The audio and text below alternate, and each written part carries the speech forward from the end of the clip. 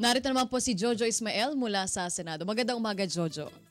Yes, likewise, Zarina, balak na rin ngayon na imbitahan ng Senado si Ronnie Dayan, ang dating driver bodyguard at karelasyon ni Senadora Laila de Lima para humarap sa susunod na pagdinig ng Senate Committee on Public Order and Illegal Drugs.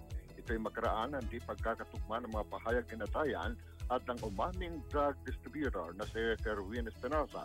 Sinabi ni Senator Panfilo Lacson na chairman ng Senate Committee on Public Order and Illegal Drugs kung nais pa rin ng kanyang committee na mag-clarify sa ilang issue, partikular sa pagkakaiba sa detalye ng naging pahayag ni Dayan sa Kamara at ang naunang pahayag ni Kerwin Espinosa noong Martes, maaaring magpapatawag pa sila ng isa pang pagdinig upang magkarap ng dalawa at kanilang may paliwanag ang kanilang mga di pagkakatugma.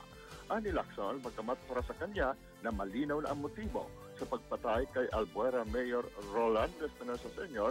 na ama ni Kerwin na umano'y may kaugnayan sa drug payola, hindi pa rin umano malinaw kung hanggang saan at kung sino-sino ang nagtatanggap ng drug protection money mula sa kampo ni Kerwin na umamin na isang drug distributor.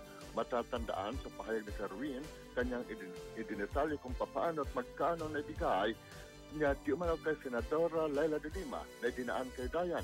Samantala sa pahayag naman ni Dayan sa Kamara kahapon, kanyang sinabi na ang ibinigay ni Kerwin kay de Lima ay bilang suporta sa kandidatura nito noong nakaraang senatorial election.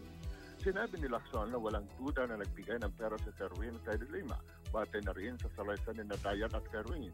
Subalit may mga butas pa rin na kailangang malinawan tulad ng sirkumstansya kung paano na-contact ni Kerwin si Dayan at kung paano nagkakilala ang dalawa. Para sa Radyo Vision, Jojo Ismael, nag-uulat, Media ng Bayan. Maraming salamat, Jojo Ismael.